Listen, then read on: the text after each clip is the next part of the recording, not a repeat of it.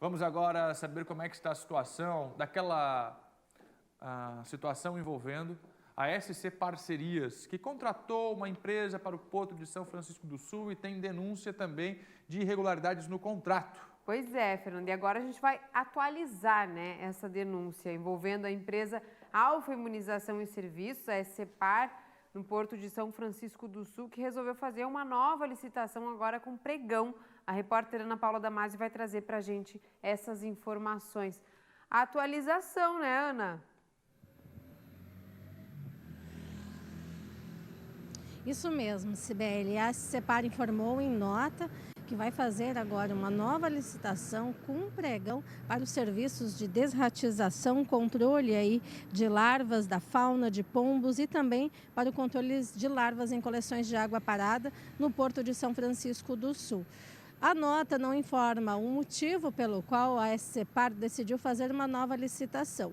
Porém, a nota informa que assim que a empresa licitada for contratada, o serviço contratado da Alfa Imunizações e Serviços Eireli passa a ter o contrato então extinguido. Então, a partir do momento que a nova licitação for contratada, esse contrato da Alfa passa a não valer mais. A Alfa Imunização, a denúncia ocorreu porque a Alfa Imunização foi contratada pela SCPAR novamente agora este ano em março. Ela já havia sido contratada em 2018, foi contratada agora em março, porém nesse contrato de março a SCPAR contratou a Alfa Imunização sem licitação, diferente do contrato de 2018 em que houve uma licitação com pregão presencial e a Alfa foi contratada aí por R$590 mil. Nesse contrato de 2020 de março, esse contrato sem licitação, a SCPAR pagou à Alfa o valor de R$2.109.000. Esse, então, suposto superfaturamento gerou a denúncia que está sendo analisada e agora, então, a SCPAR acabou dizendo em nota que esse contrato passa a não valer mais a hora que a empresa licitada, então, ganhar a licitação. Eu volto com vocês aí no estúdio. Obrigada, Ana, pelas informações. Não assumiu, né, que seria por conta dessa repercussão toda dessa denúncia, mas de fato anunciou uma nova licitação e que assim que entrar em vigor, né, a licitação, deixa de valer então a da empresa anterior contratada. Então, só para reforçar, né, Fernanda, era uma mesma empresa que contratou ofereceu o mesmo serviço, nas mesmas condições, mesmos moldes, só que dessa vez sem licitação e 4 vezes o valor que tinha cobrado pela primeira vez. Não, a dispensa de licitação tem gerado muita polêmica aqui em Santa Catarina.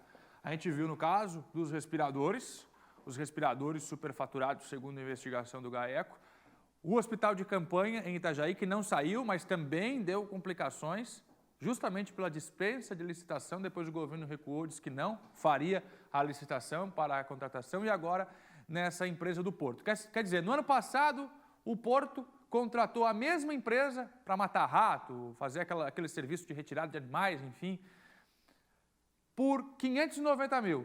Aí de um ano para o outro, você paga R$2.100.000. No ano passado, para 12 meses. Neste ano, pagando 4 vezes mais para 6 meses. Mas espera aí, onde está o problema?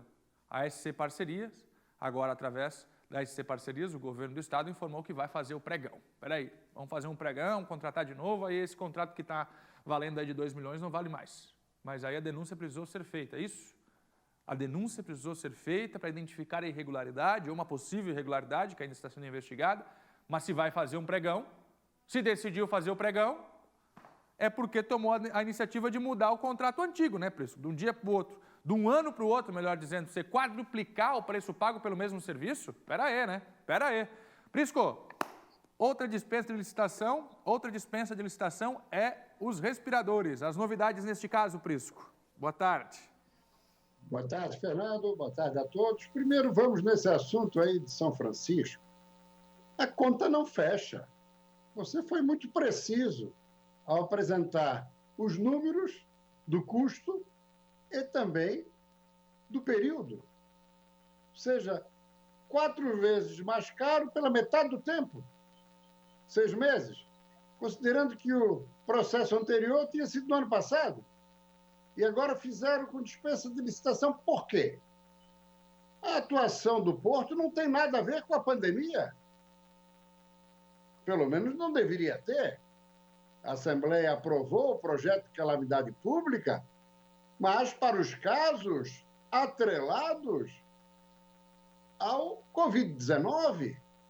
A atuação do Porto não tem nenhuma relação.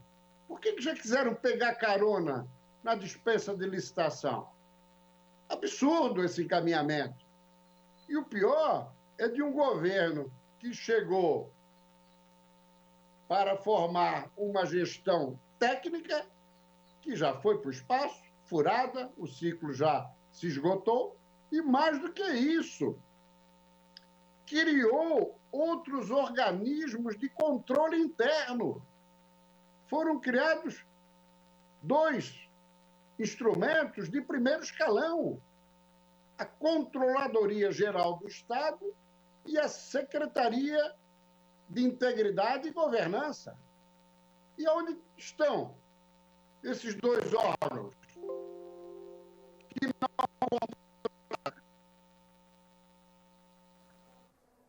Estamos com um problema no Skype do Cláudio Prisco Paraíso. Vale lembrar que o Prisco ele está em isolamento social, ainda trabalhando de casa, conversa com a gente aqui todos os dias via internet, justamente para que ele consiga fazer o seu isolamento. Prisco, você falava aqui dos respiradores, a gente conseguiu entender bem até o momento em que você falava da empresa que ofereceu esses respiradores e agora uma outra empresa, não é mesmo, que vem detalhando algumas explicações com relação aos respiradores aqui em Santa Catarina. É contigo, Prisco. Não, na verdade, eu ainda estava falando da questão do Porto de São Francisco. Agora, justamente, eu iria passar para a questão dos respiradores. Mas, enfim, vamos lá. Nós temos hoje uma situação relacionada aos respiradores. E a cada dia, Fernando, surgem novas informações, novas e preocupantes informações. Quais sejam? Agora, chegaram os 50 primeiros respiradores, mas estão presos no aeroporto Hercílio Luz. Por quê? Processo alfandegário precisa ser cumprido e esses respiradores não vão chegar aos hospitais. Por quê? Porque a Veigamed, a tal empresa contratada, ela não tem a capacidade, não tem credenciais para a importação. Aí já demonstra que foram buscar uma empresa de fundo de quintal da Baixada Fluminense, capenga, para justamente atender aos interesses da fraude. Porque isso foi premeditado, evidentemente. Ora, se ela não produz, teve que buscar na China. Se ela não tem licença de importação, teve que contratar uma empresa. Mas nada disso adianta. Porque quem tem exclusividade para isso é uma empresa do interior de São Paulo, São Carlos, e que avisou, ainda durante o processo de contratação, isso é gravíssimo, avisou a Secretaria da Saúde que não seria possível a importação. Mas mesmo assim foi feito o negócio.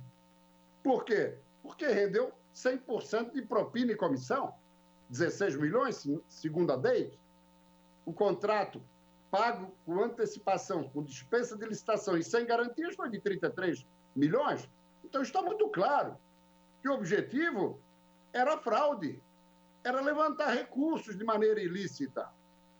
E agora esses respiradores não poderão ser utilizados, a não ser que essa empresa de São Carlos dê autorização. E se não der, esses respiradores vão parar aonde? Na Receita, que poderá doá-los ao Estado. Detalhe, cada respirador a R$ 165 mil. A VEG, empresa genuinamente catarinense, de Jaraguá do Sul, uma potência mundial, prometeu lá atrás por 60 mil, 105 mil a menos por unidade, e que entregaria em meados de maio. Já estamos em meados de maio, mas o governo resolveu buscar lá na China, a 165 mil. E outro detalhe, os respiradores contratados, pelo visto, vamos checar nas próximas horas, não foram os enviados. É isso mesmo. Não, os que foram enviados são para deslocamento de 2 horas em ambulâncias e não para serem utilizados no ambiente hospitalar em UTI. E diante disso tudo, Não se vê ninguém preso aqui em Santa Catarina, ao contrário de vários estados brasileiros, inclusive envolvidos nessa máfia da Veiga Med. Aqui ninguém está preso. O Tribunal de Justiça simplesmente autorizou a operação, mas não determinou a prisão solicitada pelo Ministério Público.